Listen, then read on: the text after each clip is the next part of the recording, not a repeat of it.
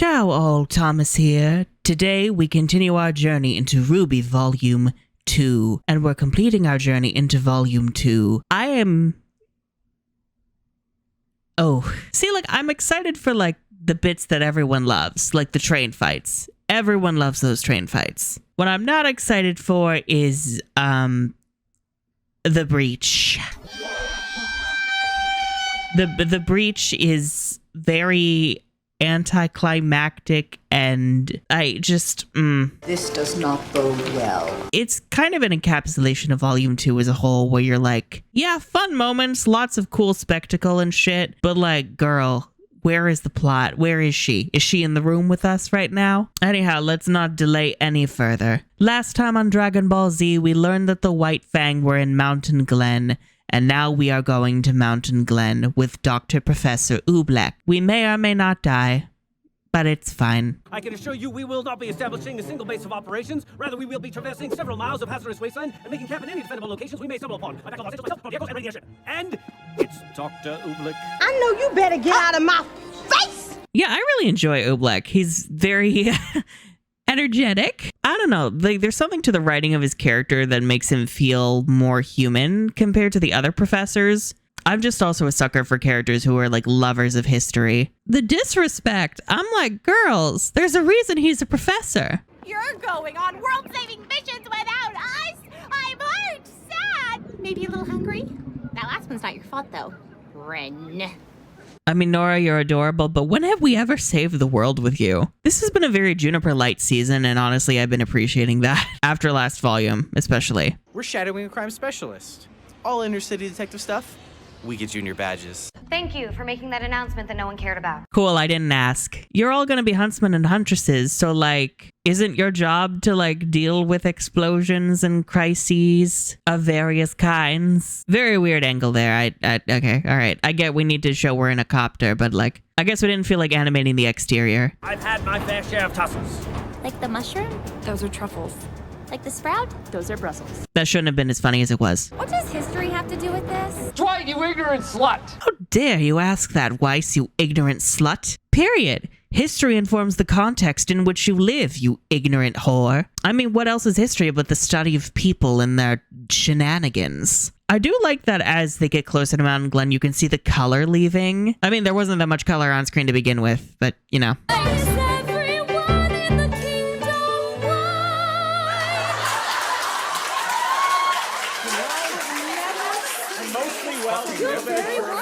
Mountain Glen. It was an expansion of Vale, but in the end it was overrun by Grimm and fenced off from the rest of the city. I wish we got a timetable for this. How long ago did Mountain Glen fall apart?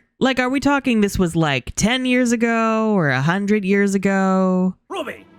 I told you to leave all your bags back at school. You hadn't told us to listen to you yet, so I didn't.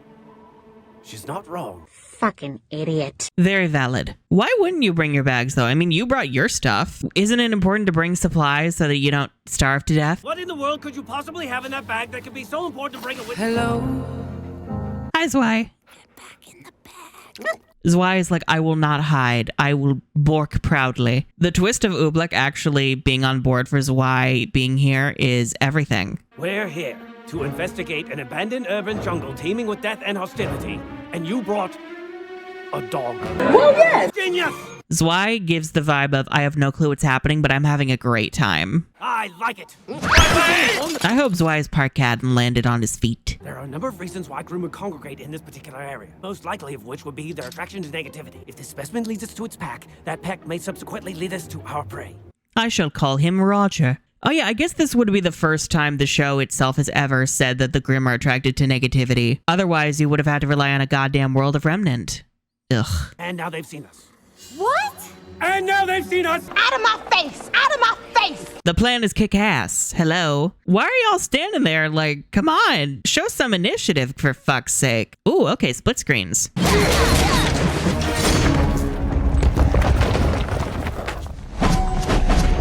Yeah, I don't really know how I feel about the split screens. I can respect the attempt to try something new here, but I don't know. I'm not really feeling it. It's just kind of slowing everything down unnecessarily.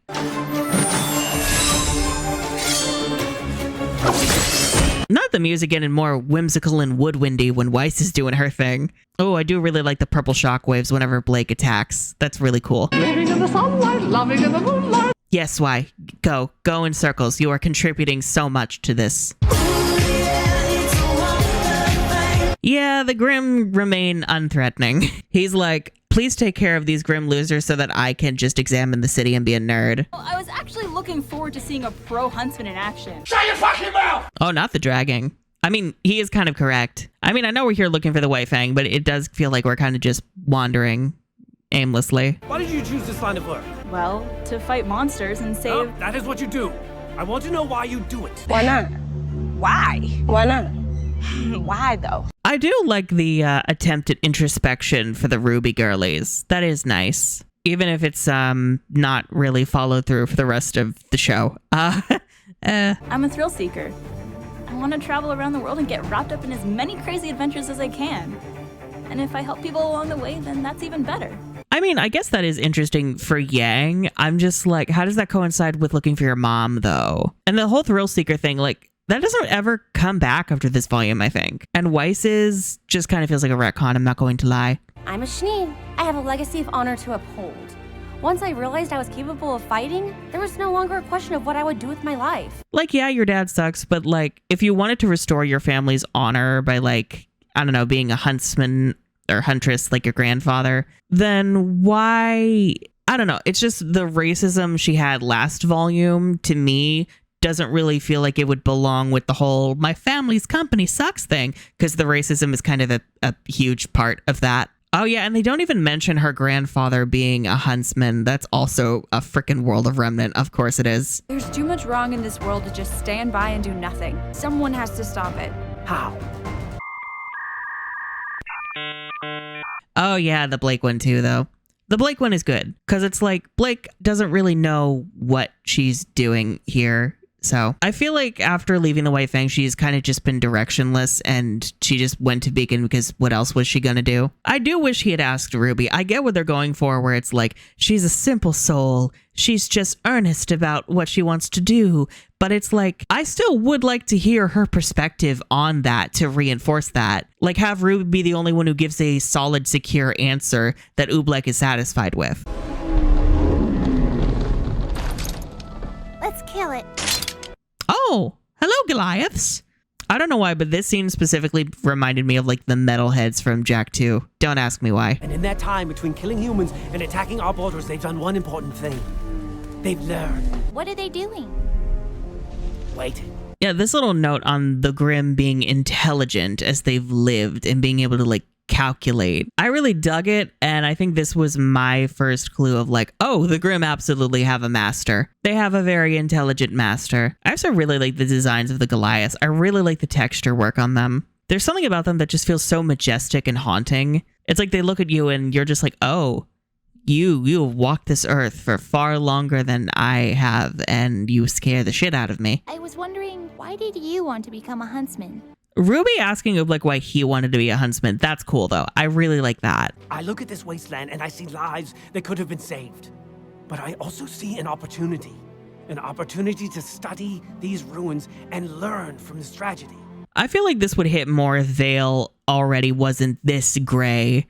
Like, I look at this and I'm like, wow, the color palettes are exactly the same for whether people live here or not. Yeah, Oobleck's little moment here eats, though. Good for him. Yet another moment of a side character gets more than the main characters. That's not going away. Upholding the legacy.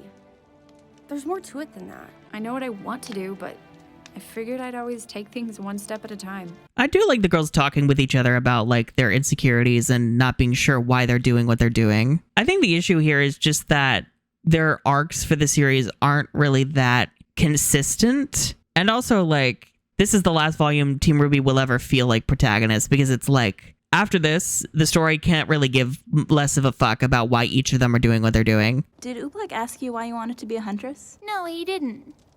Weird. Oh well, good night, guys. He cared about you as little as the writers did, my darling. Things will be better tomorrow. Me after a long, difficult, horrible day. Yeah, not a lot went down that episode. It was a lot of like setup for what the girls are going to talk about next episode, Which I guess in terms of watching the whole thing in one sitting, fine. But like that episode on its own, you know, we'll get into like what the girls have to say specifically next time. It's just like, I do like the girls trying to be more introspective. It's just, girl, I wish more thought was put into the introspection on the part of the people making this show. And I wish RWBY was included in that process. Does that sound like something you want? Yes.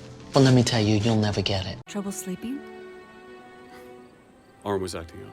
Hello, Ironwood. And Glinda. The guy is silent. So logically, you got out of bed, dressed yourself completely, and decided to gaze menacingly out into the distance. Read him for filth, Glinda. I see we're having a post-midnight conversation about the meaning of life. It's high time you stopped talking about trust and started showing it. Yeah, this conversation right here, I'm like, I can see the seeds for what they had planned for Ironwood, but it's like they add a lot of complexity and nuance to him that they remove later on, and it's kind of frustrating knowing where this is going. I don't know, especially it feels like Glinda and Ironwood specifically have some kind of history together, which makes her absence from that whole thing just so much more frustrating. Ugh, that's a problem for a later date, whatever. Ugh, God, I wish Ironwood was our big bad instead of civil rights activists this season. Because it's right there. It's like he thinks he's doing the right thing, but he's also like oppressing the populace in order to secure order and peace. But like, is it worth it at that point? And also that is kind of playing into Salem's hands because eventually that's begging for a goddamn rebellion. Blake, are you awake? Yeah. Imagine she said no. That'd be so funny. And then Yang would be like, okay. Wait. Blake, are you awake? No. The way Ruby's right there and she doesn't hear a goddamn word any of them are saying. Maybe she has her headphones in, I don't know. I'm fully aware of what my father has done with the Schnee Dust Company.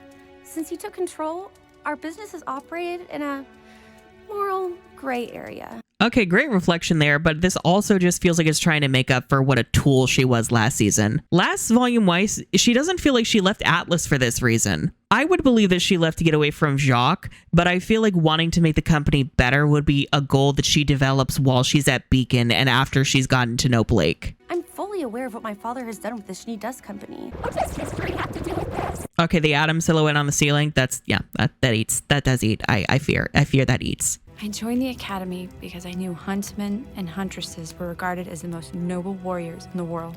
But I never really thought past that. How can I undo so many years of hate?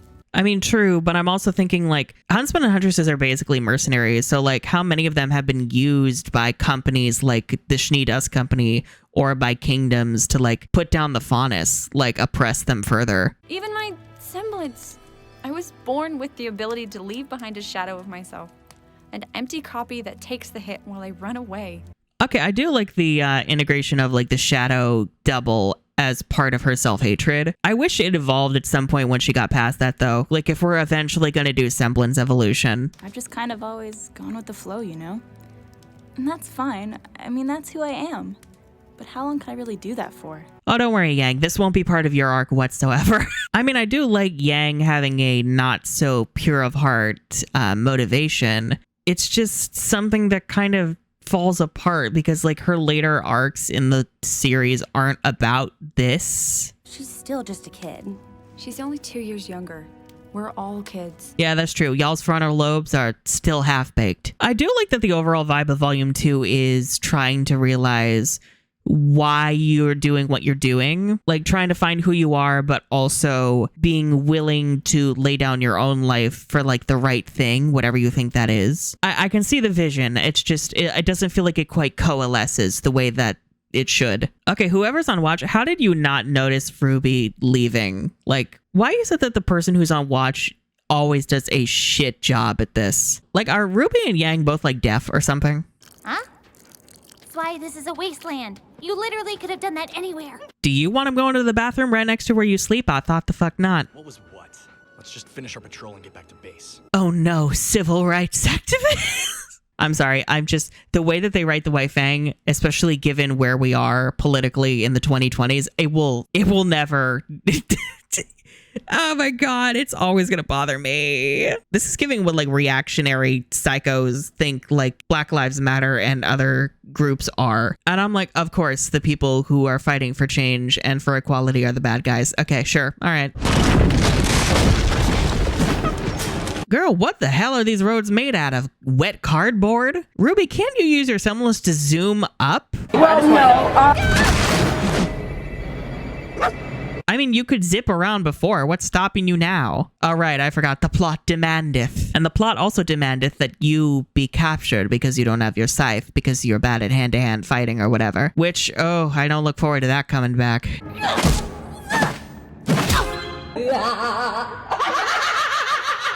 Really? You have no fighting skills without your scythe? You can't, like, just zip around and kick him in the face? This is just, ugh.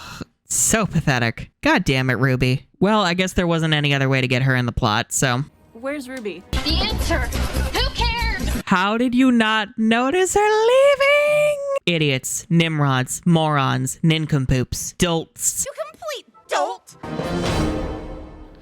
That would be bad. Hi, Roman. I'm still like, why did we never explain where we got the paladins from? And then they try to like have a one-off line next volume of like, I believe you had a run-in with stolen cargo. And I'm like, really? That's our explanation? Well, yes. Ugh. Do you think she fell? No, Weiss. I think she floated up to the moon to be with her dead mother, who also lives on the moon. We're not just looking for an underground crime network. We're looking for an underground crime network! The underground crime network. Underground twice. The citizens of the territory made one last attempt at survival. They took up shelter beneath the city, in massive caves that they had cleared out for the subway. Okay, the fact that Mount Glen is a giant underground tomb is really cool, I will say. Really fucked up. I dig it.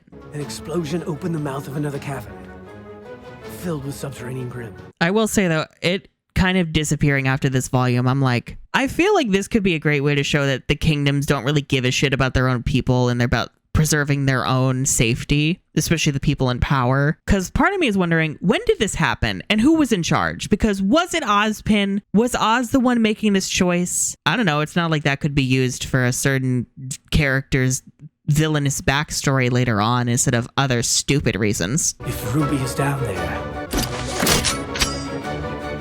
we must find her. Yeah, I know. I said that earlier. Oh, and of course the thermos is also a gun. Well, it's not really a gun. It's more like a rocket launcher.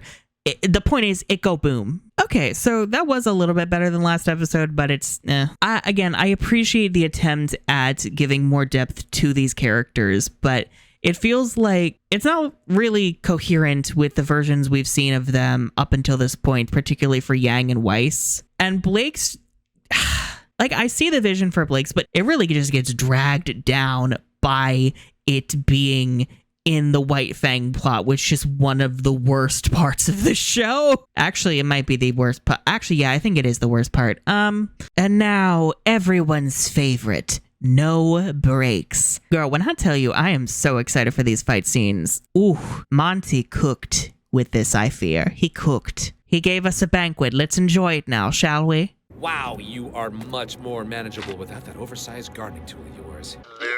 Loser. Yes, Roman, remind me again of how inept Ruby is as a fighter. Oh my god. Like, I understand her needing a weakness, but it just also feels so strange compared to how competent in battle she has been. Like, yeah, she's always had her scythe, but like, is she really this feeble without one? And also her zooming away, I'm like, girl, you can't find a way to use that. You can't like conjure up like big rose tornadoes or whatever.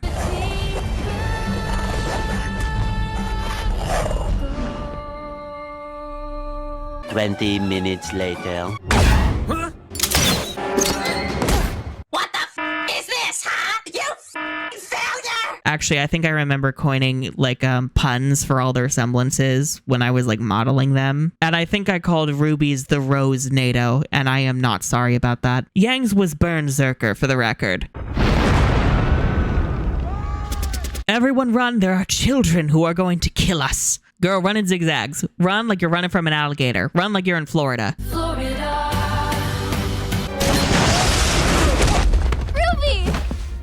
Are you okay? I'm fine, but... Oh, the hug and the little are you okay? That was cute. That was really cute. I don't know why this train would still be functional, but you know what? For the sake of a cool train fight, I'ma let it slide. Monty wanted a train fight, and they said, okay, sure. We have no clue how the fuck we'll make this work, but we'll do it. We need backup.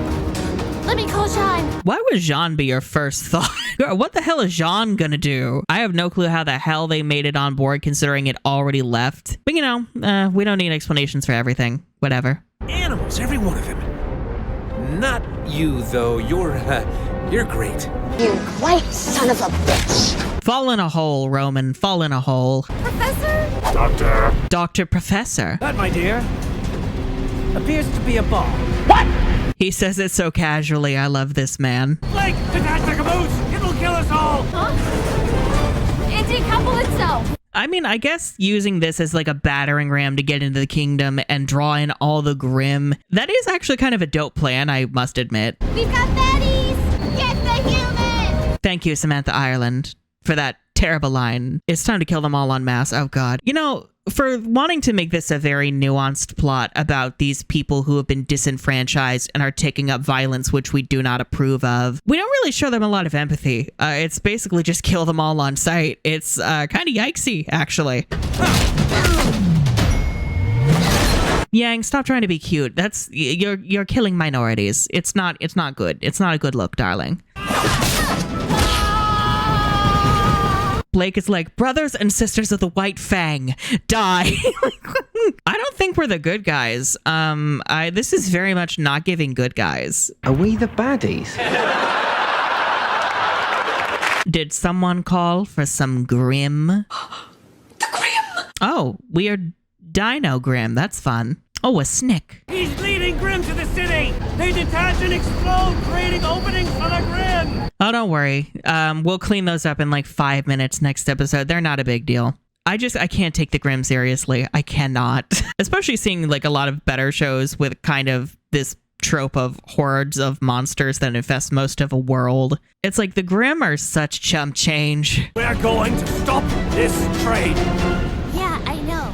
I said that earlier. Wow, way to kill his vibe, RWBY. So insensitive. Well, then again, they were just killing minorities, so I don't know what I expected. Seriously, how did we get so many paladins? Oh my god, and we all know how to pilot them? What the hell? I'm like, we couldn't have an inside agent in the Atlas military who gave us this. We just got this from a random cargo off screen. Ugh. Okay, did you actually like drink a beverage, or did you just drink like the fluid that powers your weapon?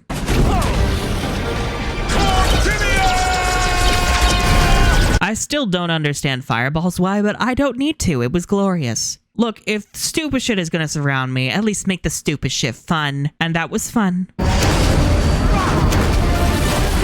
Oh, go Oobleck. That ate. Can he fight more often? That was cool as fuck. Well, no. Guess this is what we trained for. Boo! You stink! Oh, time for some of the best fights in the whole goddamn franchise. Fuck yeah. Oh, hi, Neo. Where the fuck did you come from? Were you, like, chilling on the ceiling or something?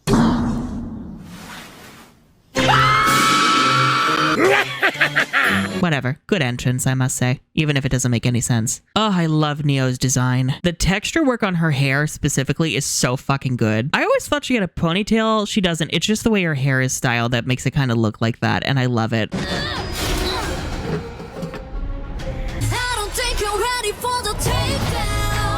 Oh, yeah.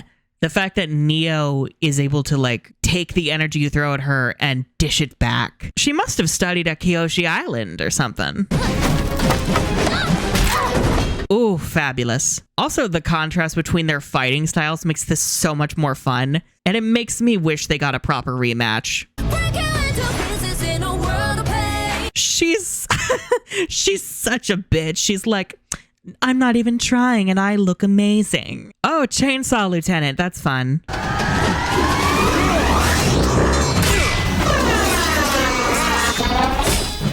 Okay, maybe it's just me. I've always gotten like a Jason Voorhees vibe from this guy. I think it's the mask plus the chainsaw plus the horror movie music.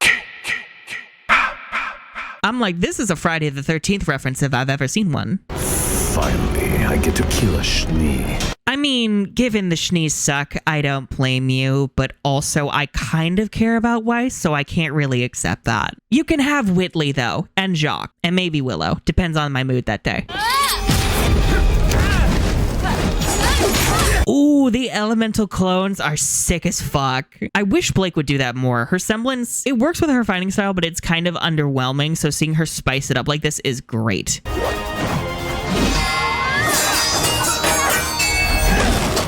Also, I really like that Roman has beef not only with Ruby but Blake. It's nice to see him like acknowledge the other members of the team.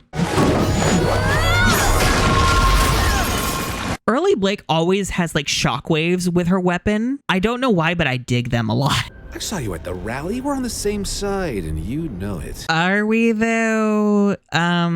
I don't. This feels weird. This feels like a conversation she should be having with Adam. Speaking of which, where is Adam? Why isn't he here? He's like the head of the Vale branch of the White Fang, and yet he's nowhere to be found in any of this. That doesn't make any sense to me. Like, if we're gonna go White Fang being our big bads with Roman, I don't see why we're not bringing Adam in with this. Ooh, especially if we were pitted between like Adam and Ironwood. Ooh, that would eat.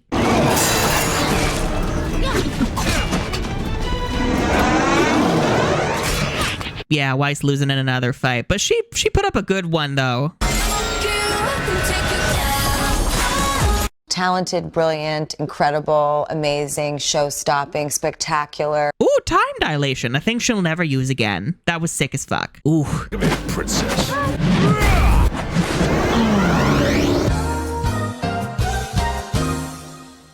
I still don't know how she survived that. Something aura. I'm like, whatever, so long as she's not Weiss sashimi.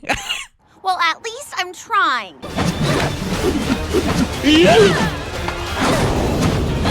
Oh, the girlies. Ugh, they're getting their asses handed to them. I like that as we went through the car, they got really great with their fighting, but as we're going back, the girls are losing steadily. Like, they're really out of their depth. It's not because they're bad at fighting, it's because their enemies are just better than them. We're not ready. And we may never be ready. Do you really think a little bow on top is gonna make people forget what you were? What you've done? Okay, coming from Roman, that feels really weird and strange and out of place. And it's also like, Blake, this isn't really a thing that she's worried about, so why bring it up? Yeah, the fact we have no resolution to that, the lieutenant just presumably dies off screen, it's like, okay, that's a choice. That's a choice.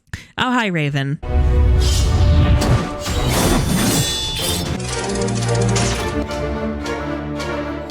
Fuck this shit, I'm out. Her design is sick as fuck. Love the entrance. It does feel weird though, because it's like, how did you know to show up at this exact moment? Oh, I love the texture on like the middle of her design with the painting of the mountains and the birds. The texture work on her is so good. Yeah, also weird because it's like, she wields such a similar weapon to Adam. They have the same color palette. They both wear grim masks, and yet there's like no connection between them at all. I'm like, that's kind of a wasted opportunity, but whatever. The portal thing, also cool until you learn what her semblance is, and then you're like, wow, that's lame. But you know, it's fine. The mystery is cool. I think it would have been cool if maybe we saw like a raven circling around while they were in Mountain Glen to like set that up so that Raven was clearly watching. I don't know. That was cool. That was cool though. You go on ahead. It's time I teach them a lesson. It's time I teach these civil rights activists a lesson. Zwei is like, I dream to be a fireball once more. Go. I'm like, the hell is Zwei gonna do aside from like, well, I guess he can turn into a fireball. Yeah, it'll be fine, I guess. Lord knows how the fuck Zwei and Oobleck survived this crash, but okay.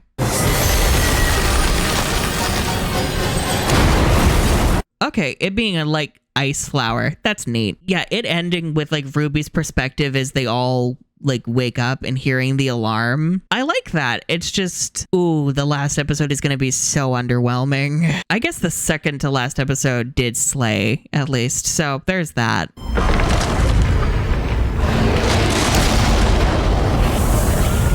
Yeah, there are Grimm like everywhere, and yet this will not be that big of a deal. It would be like seeing a bunch of shadows in Kingdom Hearts, except in Kingdom Hearts, it's a bigger deal because, you know, that means it's literally the end of the world. Yeah, that one was fun. I really like the train fights, as expected. It's just overall, this plot is kind of ugh. Like, I dig the concept of like all the fights on a train and kind of this plot to use it like to draw Grimm into the city. It's just overall, like in terms of story structure, it feels like we're just kind of hitting a checklist of things and like we're not really building to anything greater. It's just like, okay, is the volume over yet? And now, Breach. Oh girl. Yeah, this episode, it's not great. It's deeply underwhelming. It's weird. Like volume 2 has been like a lot of fun, but it feels like the energy is just kind of sapped out the last 2 episodes. It's just like we're limping towards the finish line now. We're just like, let's get this over with, girl. But you know, we have a job to do. They have a job to do, which is save the day or whatever. Allegedly. And I have a job to do, which is to entertain you bitches. So let's do it, I guess. What? I still don't know why the hell you'd call Jean. The fuck is Jean gonna do? Maybe we could use him as bait for the Grimm. Okay, the pumpkin pajamas are cute. I hate that I remember what it's called. I'm diseased. Ren, we'll make it out to that village another time. I do like the mention of the town that Ren really cares about. I can see that as being like very subtle foreshadowing for his backstory in a couple volumes, if we're assuming that they knew what it was. But I'm also like, I would like to know more about that. I would like to know more about Ren and Nora at this point in general. It's like they're basically glorified background characters at this point. So much time has gone into Jean with the show talking about like, look at how much we're doing for Team Juniper. And it's like, you're doing a lot for one of them. You don't think? Sure looks like it. That's still days away. Ooh, yeah, this was supposed to happen during the fall of Beacon, not here. I do like that mention. And I guess that does make sense. I mean, they find a way to draw the Grimm into the city for the fall to happen, but like, I think this probably was going to be the more direct way to go about it. Living in the sunlight, loving in the moonlight, having a wonderful time. Okay, cool move or whatever, RWBY. Yeah, whatever. I mean, sick anime moves, but I feel you can see that like the animators are getting a little tapped out at this point, which fair, I guess. I don't know. We probably made this in like a goddamn weekend.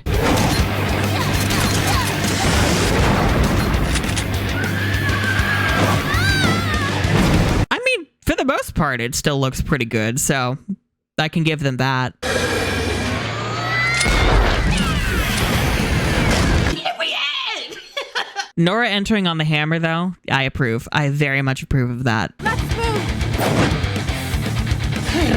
Oh, get over yourself, Sean. Why wasn't Pyrrha our leader again? Oh, God, this. I think this is supposed to be growth from last volume, because like last time he needed help to take down the Ursa, but now he does it on his own. But it's like, I don't really care because he's flailing like a maniac. He's not putting any thought into actually taking it down.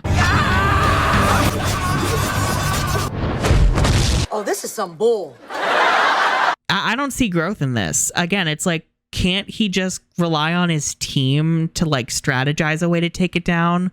Wouldn't that be like the better way to go about it? There is no way in hell that would work. Ugh, I hate it here. Junior detectives, we have badges, so you know it's official. I ought to take this and kill you both with it. Oh, good. Sun and Neptune are here to be useless. Great. I'm sorry. I've never found the junior detective thing funny. And if you find it funny, I think you should be in jail. I'm not sorry. There's nothing wrong with my views or beliefs because I have freedom of speech and everything I'm saying is true.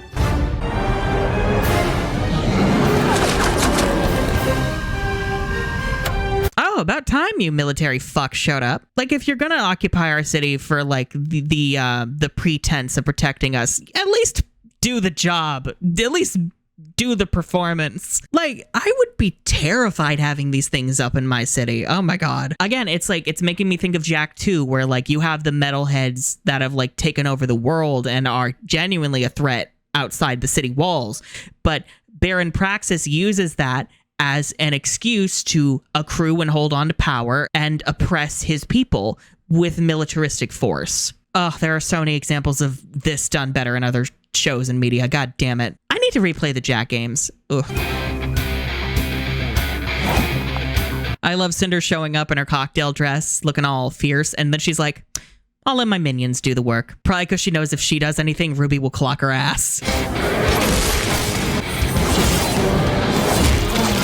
Okay, cool moves, Emerald. Very cool. I like that. Her weapons being these weird, like, boomerang blades with the chains is sick as fuck. I guess in a way this is kind of a highlight reel for the ungodly number of characters we have, but you know.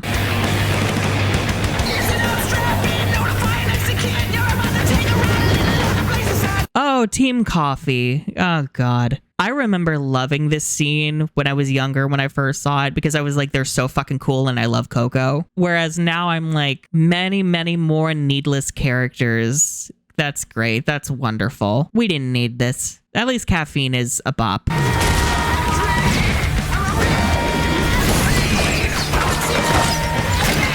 Fox's design is sick, though. Dig that. I'm still not sure how he made it balloon up and explode, but okay. You just destroyed my favorite clothing store.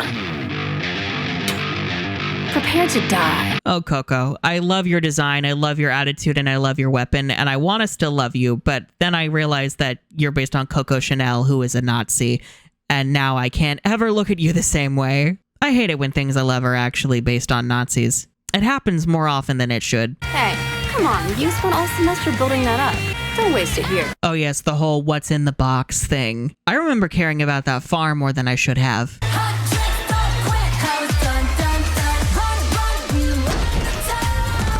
Okay, the purse being a Gatling gun, that's sick as fuck though. Love that. You know, I actually really like Coco's design too, with all the textures, like the buckles on her boots, her pants, the seams on her coat. Like, ooh, girl. Hi, Port. Are you ready to be useful yet? Yeah, you can tell they're just like, okay, let's wrap this episode up. I'm so done.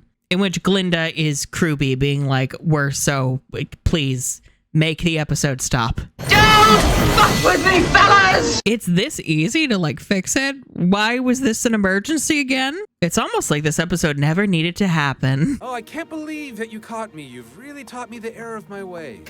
I mean, I get the whole like false security of, oh, we've beaten Roman, so our problems are solved. And then like the horror of the fall of Beacon happens. But it just feels very like underwhelming. Like I don't feel a sense of dread of like, oh no, what's the actual plan gonna be? It's more like, well, you know, I guess that happened, whatever. I mean, when you break it down, volumes 1, 2, and 3 are basically one big season just split into 3 across like 3 years. That's 3 years of production, I mean. We still don't even know why they did this or who that mystery girl was. Not every story has a neat and tidy ending. I love that their conclusion was, well, we don't know, so, oh well. We're not going to try and figure it out. We're done. No like lingering anxiety, no need for investigations. Just like, well, our job's done. Let's pack it in. Cheers to never feeling like protagonists ever again. I'd suggest training for the tournament, but I think we have that covered at this point. Flashback. Loser, loser. I mean, you really don't though. Most of you lost your fights, but that's just me. What do I know? Ah, the faceless council. I mean, I get it. They don't really matter, but you know. We have reached out to the Atlas Council, and together have decided that the best option is to appoint General Ironwood as head of security for the event. Yeah, this is supposed to be a big deal where like Ironwood is put in charge and that's gonna screw us over big time. I guess I appreciate at least that, where it's like there is some form of consequence that will bite us in the ass later. I guess it doesn't feel like it's enough to warrant what a big deal this was supposed to have been. After this festival comes to a close, we are going to have a serious discussion regarding your position at Beacon Academy. Okay, yeah, that too. That threat of like Ozpin might not be allowed to stay headmaster. I'm like, I wish we could have done something with that before the fall of Beacon, especially if Ironwood is helming that. That is such a betrayal. And I'm here for that drama. And also could have been part of Ironwood being an antagonist, but whatever. Okay, sure, whatever. What do I know? You brought this on yourself. I want to be here for this drama, but it feels so undercooked. Okay, so Roman's on like a weird prison ship thing just floating over the city. All right. Okay, if Atlas is occupying Vale, I feel like it could have been interesting commentary to have them lock up people here without like due process in really terrible conditions. I don't know. It's like, wow, the state of the world is really, really showing this was not written by people who knew what they were doing. Not in the slightest. What's the matter, General? I thought you wanted to talk. The council has given me custody over you for as long as I see fit. I kind of wish we got more banter between Roman and Ironwood, though. That seems like it could be fun. I don't know what Roman's actual backstory is, but like, I don't know. That could have also been fun, explaining like how he's good at piloting the Paladin or whatever. I don't know. What do I know? I'd call today a success. Sure, Jan. Really? You would? Ooh, girl, get your standards off the floor. I get they want the villains to still feel like they're in control, but it really doesn't. It really feels like they're just a bunch of losers. Oh, hi, Adam. Where the fuck have you been? You still think the White Fang's gonna listen to us? No. But they'll listen to me. Really? And that's where we... Yeah, really underwhelming ending for the volume. At least Sacrifice is a dope song. I still really like Sacrifice.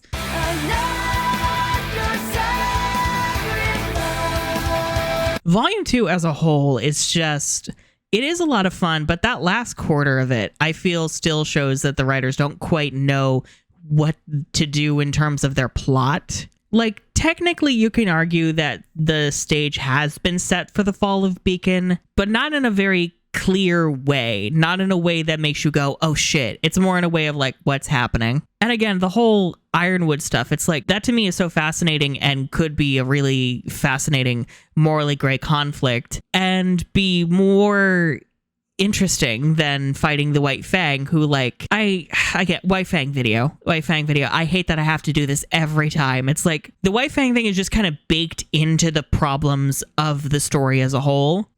And I think this misunderstanding of who the threat is, because like the White Fang, sure, maybe they're using violent means, but they are an oppressed people who don't really have a lot of political power versus the headmasters in the kingdoms where like they have all the power. I don't know. It feels like RWBY does buy into the whole racism is over and the kingdoms aren't a problem anymore. And it's like, really? Are you sure about that? Are you sure the Atlas military isn't like helping to oppress the Faunus on behalf of the Schnee Dust Company and the Kingdom of Atlas itself? Are you sure Beacon and Vale aren't in some ways systematically oppressing the Faunus? It's just, it's frustrating. It's really fucking frustrating. This could have been a chance to like explore that depth and it was not. Oh, and the post-credit scene, that doesn't matter.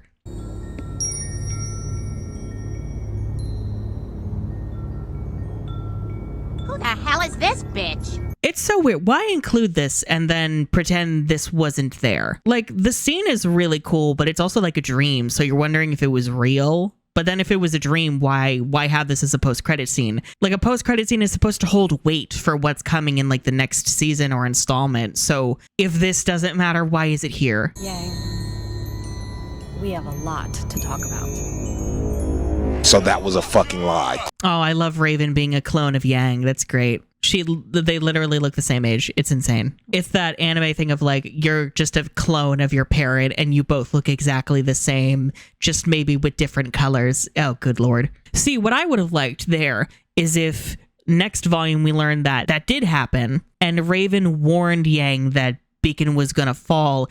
And so Yang is still worried about the whole White Fang stuff. I don't know. I feel like there are so many things about the way this volume wraps up that are so frustrating, where it's like you're on the precipice of like a really fascinating, interesting, complex story, but like you're not getting there. Like volume 2, I think, was held up mostly by how much fun it was. But in that last quarter, because it was trying to get more serious, it just kind of exposed the rot in the foundation, which actually I think is a telltale sign for the problems from volume 4 onward, when the show as a whole tries to be more serious. And as a result, the cracks in the foundation keep growing and growing until everything just kind of collapses in on itself. So I guess train fights were fun, but overall, I still think volume 2 is generally one of the better, more cohesive volumes of RWBY. I still enjoyed it for the most part. I think it just holds more red flags for the problems that would surface later on than I would have thought. I didn't expect to start really seeing that until... Well, I mean, I guess they were all there from volume 1, but I think I kind of expected that because it was the last volume that Monty was alive for, that the full decay wouldn't start until volume 3. No, it was taking root very early. Anyway, I like chains. That's all I got. Bye.